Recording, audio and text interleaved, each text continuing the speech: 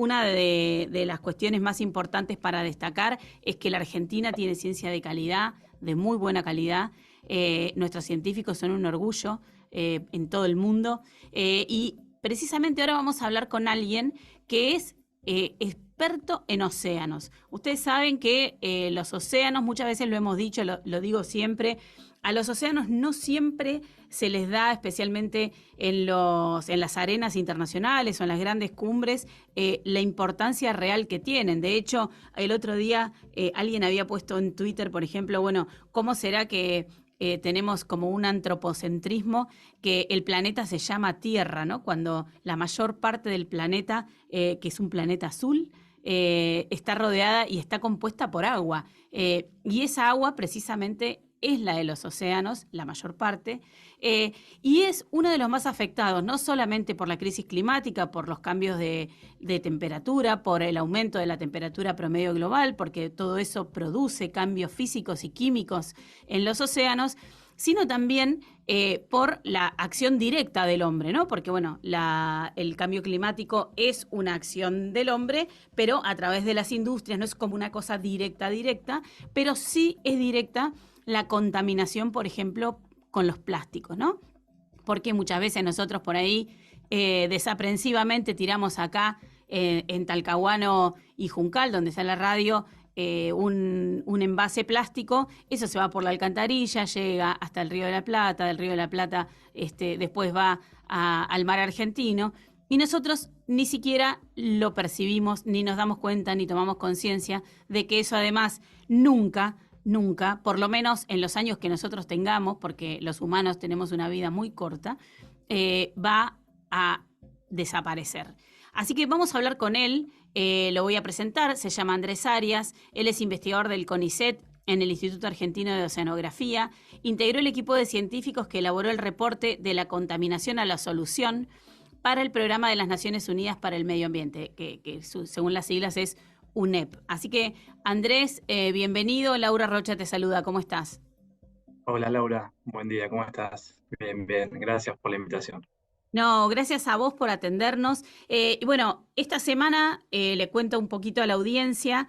Hay una gran cumbre respecto de, bueno, qué va a pasar con los plásticos y cómo regular, digamos, cómo poner leyes, reglamentos para tratar de determinar, por ejemplo, qué tipo de plástico, cuáles son los plásticos a los que tenemos que tener más atención. Y bueno, termina hoy, todavía no se conocen las conclusiones, empezó el lunes, se está llevando a cabo en París, pero más allá de lo que las grandes cumbres decidan, nuestra idea era preguntarte, bueno, ¿cuán grave es la contaminación por plástico en los océanos, como para pregunta general? Y después vamos profundizando sobre el tema. Dale, dale, bien Laura. Pues es que igualmente estamos conectados todo el tiempo con lo que está pasando en París. Eh, Me tocó también estar reunido con la gente de Cancillería y con la delegación que está ahora en París el año pasado, como para setear lo que era la posición argentina. Así que bueno, realmente lo que está pasando, que nosotros recibimos un brief, un digesto todos los días, a cada rato, y algunos colegas me escriben todo el tiempo.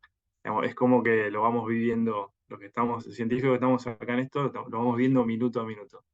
Así que bueno, va a estar bueno un poco charlar de eso cuando termine y ojalá tengamos muchas expectativas en esto. Vos me preguntabas por los océanos y realmente, eh, bueno, es un punto crítico porque es un punto donde se visualiza un poco lo que es la carga de plástico que estamos emitiendo al ambiente, ¿no? No solo o directamente a los océanos, ¿no? La gran mayoría de los desechos plásticos provienen de la Tierra, provienen de los continentes, ingresan a los océanos, digamos, por las vías acuáticas, el lavado de tierra, los arroyos, los ríos, también por la vía atmosférica, y luego los encontramos donde es difícil que desaparezcan, no van a desaparecer, ¿no? El concepto de desechar plástico es un sinsentido, ¿no? El plástico es un producto que va a durar entre 400 y 600 años, de acuerdo al producto, al polímero y a su densidad. Por lo tanto, considerarlo un producto descartable es un sinsentido conceptual. Y eso es lo que terminamos viendo en los océanos, ¿no? Una gran cantidad de plásticos que comienzan a acumularse. Como vos decías, cubren el 70% de la Tierra, la profundidad del océano es unos 3.000 metros y no los vamos a ver directamente como si fuera en un basural, ¿no? Pero cuando vamos a medirlos, cuando pasamos una red de microporo y empezamos a ver las pequeñas partículas de plástico y también las grandes, ¿no? Que están dando vueltas, bueno, empezamos a ver que el océano comienza a acumular plástico, no puede quitárselo de encima, no puede ser degradado y que además, dadas sus corrientes y dada la estructura del océano, ¿no? Diferentes procesos que se llaman de meso y de gran escala que terminan acumulándolos en zonas especiales del océano que se llaman los giros subtropicales o los giros oceánicos. Bueno, en esas zonas particularmente se termina acumulando más. ¿Esas son las que conocemos como, o las que se conocen como islas de basura? Esas son las que inicialmente se conocieron como islas de basura, que en realidad no son islas y que en realidad son como zonas, nosotros llamamos como zonas más densas de plástico.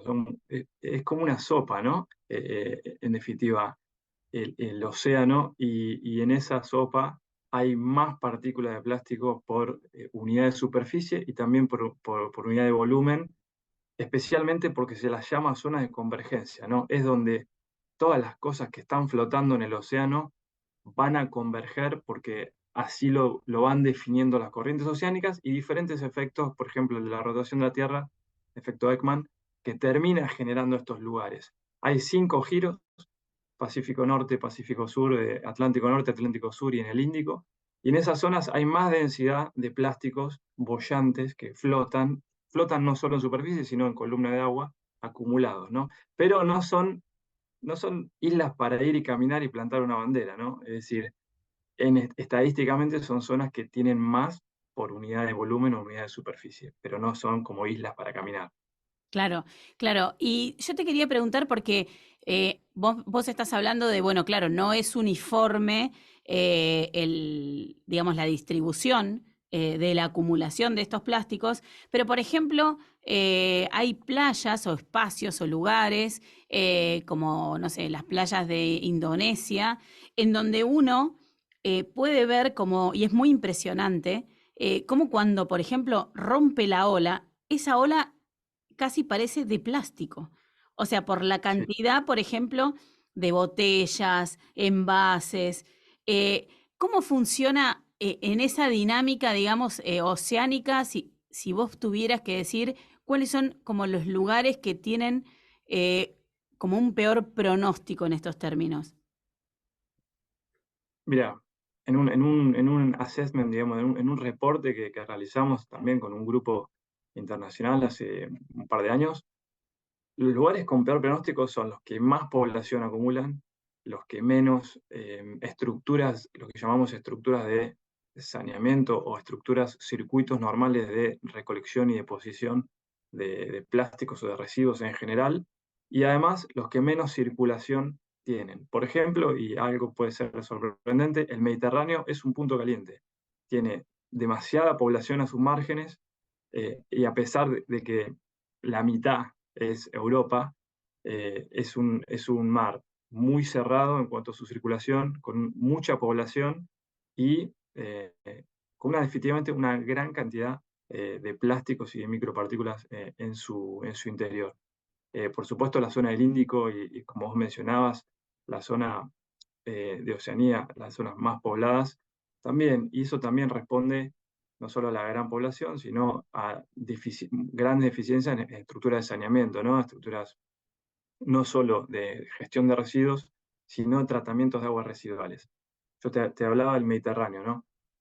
Nosotros hicimos un estudio, digamos, y también, digamos, en simultáneo con otros investigadores, de cuál es uno de los más grandes contaminantes nuestros cotidianos que hacemos sin querer y que realmente poco podemos hacer para evitarlo. Y es el lavarropas. Por cada carga de lavarropas de No unos me hagas 6 sentir kilos, mal, te lo pido por favor. nos tenemos que, lo que pasa es no lo podemos evitar, digamos, ¿no? Hoy no lo podemos evitar. Y es una cosa que estamos planteando que necesitamos cambiar. ¿Cómo, pero cómo Una dijiste carga con cada carga? por cada carga de 6 kilos en promedio, obviamente utilizando, por ejemplo, poliéster nuevo, siempre como estandarizando las condiciones, se pierden hasta 200 gramos de microfibras, ¿no? O sea, ya son microplásticos de por sí en el tamaño, que son menores a 5 milímetros, y esas microfibras ya entran al torrente acuático. Supongamos que van a impactar a una planta de tratamiento, estamos hablando de partículas que tienen entre 1 micrón y 5 milímetros. Esas 200 microfibras probablemente salten los sistemas de tratamiento vigentes, porque incluso en los países que tienen mayores niveles de tratamiento, como primario, segundo y terciario, pueden pasar hasta en un 5%. Pero el 44% del mundo no tiene tratamiento de sus aguas residuales de lavado. Por lo tanto, eso da un acumulado mundial, porque te cuento que hay 840 millones de lavarropas en el No, no, mundo. no, no quiero hacer más cuentas, basta. Eso da 200.000 toneladas. Eso da 200.000 toneladas de microfibras por año solamente por lavar la ropa, ¿no? Digo, y eso es algo, cuando digo, la ropa está compuesta principalmente por plástico, ¿no? Si miramos nuestras etiquetas, dice poliéster, dice acrílico, dice poliestireno. Bueno, de ninguno de esos son productos naturales, son productos sintéticos que tienen que ver con este polímero en sus diferentes formas y tiene ese destino y tiene esos años de degradación que realmente a la escala humana, como vos bien decías, son infinitos. O sea, no quiero una cosa apocalíptica porque viste que después nos acusan a los periodistas ambientales de que generamos ecoansiedad, como si nosotros fuéramos los únicos que damos malas noticias. Pero bueno, si sumamos a esto, digamos, la desaprensión, por ejemplo, de que le sumamos envases, que sumamos, no sé, cualquier plastiquito que sacamos no sé, abrís un paquete y lo tirás en la calle, ¿no? Indebidamente. Eh, Esto, digamos, además le sumás la otra cuestión. Vos hablabas ahora, por ejemplo, de la cantidad de lavarropas, pero bueno, en los últimos 20 años también ha aumentado notoriamente el consumo de plásticos, porque bueno, también el plástico ha sido en parte una solución para distintos procesos de producción. Entonces, el volumen ha crecido notoriamente. ¿Tienen medido en los océanos el impacto de ese crecimiento de volumen? Sí, sí, definitivamente, Laura. Y siempre intentando no ser apocalípticos. Por supuesto, siempre yendo a los números. El plástico se comienza a producir masivamente en la década del 50. Hasta ahí, casi todo lo que hoy vemos, que hoy es de plástico, bueno, o era o de metal, o de madera, o de vidrio, o la ropa era de lana, o de algodón, o de lino.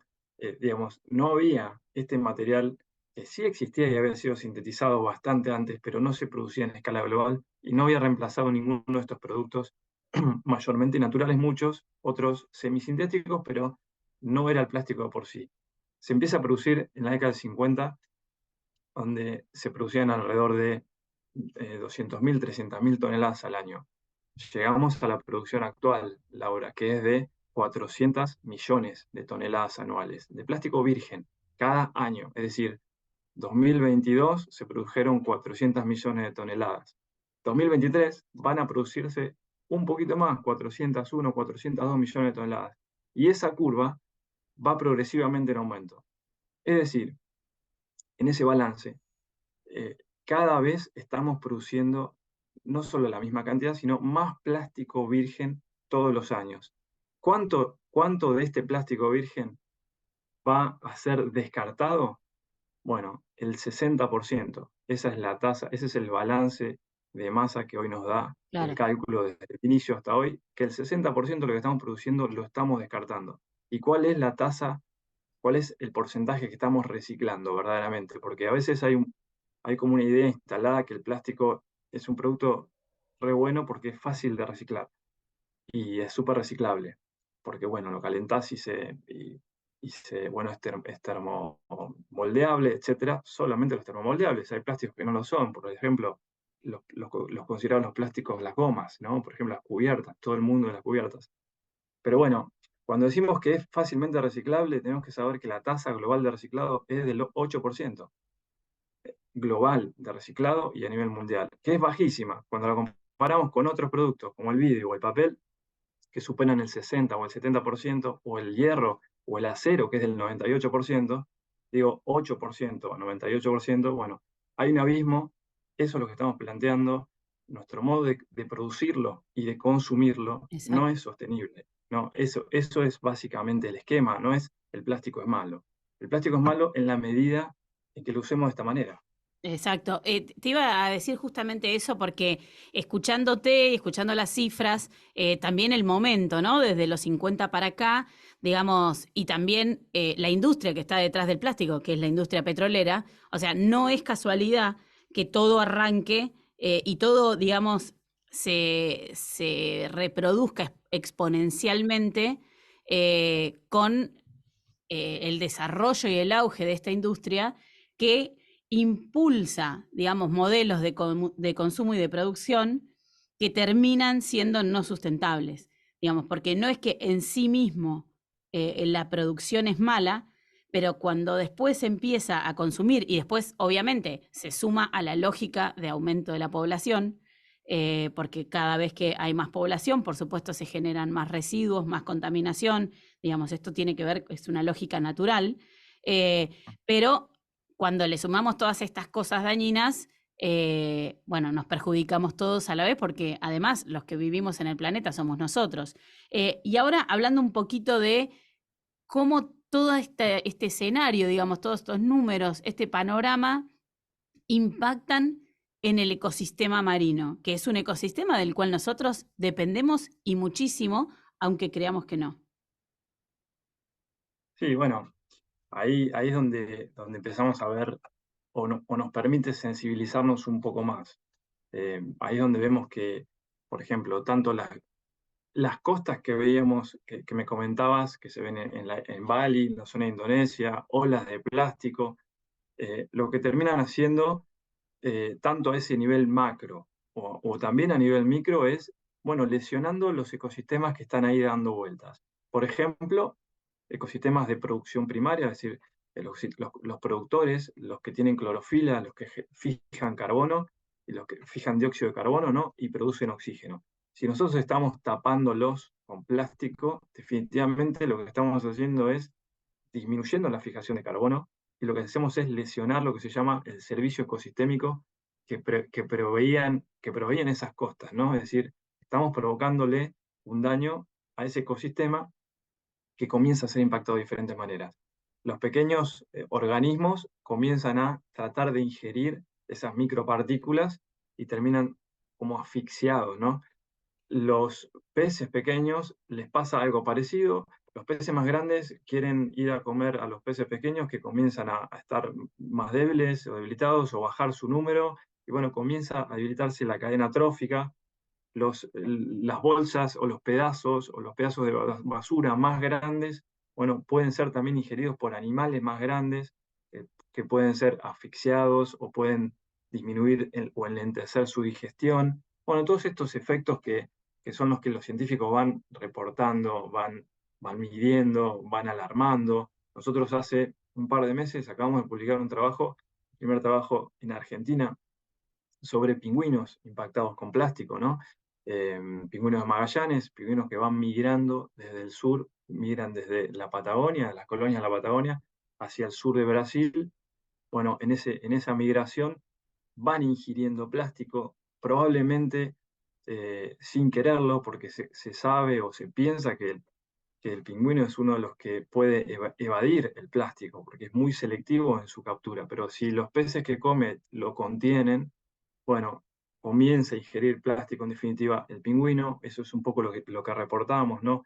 Un montón de ejemplares con pedazos de plástico micro, mesoplástico en su tamaño, en su interior, y eso es lo que va pasando silenciosamente, ¿no? Parecen, a veces los pequeños microorganismos no los vemos cuando mueren, no vemos un servicio ecosistémico cuando desaparece, pero los que tienen animales más carismáticos los comenzamos a ver y también nos sirven para sensibilizarnos y darnos cuenta de lo que puede estar pasando. tanto los grandes como las tortugas marinas, como los pingüinos, y esto es un poco lo que pasa, ¿no?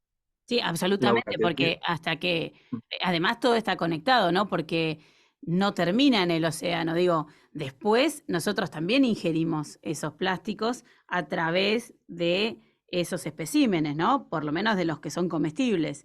Entonces, o de los que se comen, ¿no? Entonces, había estudios, recuerdo uno en donde se estimaba que cada uno de nosotros se come como si fuera una tarjeta de crédito, digamos, en términos de cantidad de plástico. Eso, digamos que también nos llega, no es que todo queda en el océano y además como si igual eso no nos impactara en nada. Totalmente, Laura, es así. Y incluso no es todo por dieta, no todo llega. Bueno, alguien puede decir, bueno, pero yo no como peces, entonces, bueno, estoy libre de esto. La verdad es que una gran vía de ingreso es la vía respiratoria, ¿no? En lo que se llama el particulado atmosférico, bueno, comenzamos a ver y nosotros también lo estamos investigando. Acabamos de, acabamos de medir y estamos publicando un trabajo sobre la cantidad de plásticos que caen con el agua de lluvia, ¿no? En las ciudades. Eso que cae con el agua de lluvia también lo estamos respirando, ¿no? Hay un gran ingreso de partículas plásticas por la vía respiratoria. Por supuesto que lo que respiramos termina muy probablemente en nuestro sistema digestivo, lo que ingerimos también. Da ese número que das vos de una tarjeta de crédito, unos 50 gramos al año. Hoy, algunos reportes ahora decían unos 5 gramos por semana en global. La pregunta es, bueno, ¿y esto le hace daño al humano? La verdad es que ahí hay muchas preguntas, hay más incertidumbre que respuestas claras. Han aparecido en tejidos humanos, han aparecido en placenta humana, ¿no? Uno de los tejidos más protegidos dentro del cuerpo humano, es decir, que nada debería llegar a la placenta y sin embargo, bueno, hay un artículo muy impactante del año pasado en la revista Nature, en donde detectaron, ¿no?, micro y nanoplásticos en placenta. Digo, bueno, todas preguntas, lo que es la clínica Claro. de humana está bastante en la infancia. Todas preguntas que están ahí, hay mucha investigación en curso y tenemos que seguir. Sí, absolutamente. Tenemos que seguir. Y bueno, y ustedes hacen muchísimo, ¿no? Desde Argentina y desde el Instituto Argentino de Oceanografía con este tema. Digo, más allá, decía al principio cuando te presentaba que el océano tiene muchísimos impactos por la policrisis, podríamos decir, que afrontamos como humanidad. Porque no solamente es la crisis climática, digamos, empiezan a sumarse otras crisis en las que están incluidas también las crisis económicas, las crisis políticas, las guerras y también la crisis climática. Pero lamentablemente el plástico es uno de los temas. ¿Vos dirías que es el tema más grave que sufren los océanos hoy? Sí, yo diría que sí, porque de toda la basura en los océanos, cuando hablamos eh, eh, cuando se creó Naciones Unidas, ¿no? Hay una definición de contaminación que hoy decimos, bueno, está un poco fuera de tiempo, ¿no? Porque lo que incluía esa definición formal hoy está en un 85%. Cuando hablamos de basura marina, hablamos de basura plástica. Por eso decimos que es el principal agente disruptor hoy de los océanos, más allá de la energía, más allá del petróleo que pueda perderse, más allá de esos impactos clásicos que conocemos. El plástico viene a ser como un contaminante bastante disruptor hoy en los océanos. Te decía esto, ¿no? Siempre que hablamos de los océanos, a veces decimos aumento de la temperatura de los océanos, aumento del nivel de los océanos, lo que está asociado al cambio climático.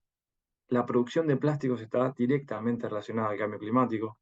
Casi un 19% de las emisiones de dióxido de carbono se estima que van a terminar siendo por la producción, la gran producción de plástico, ¿no?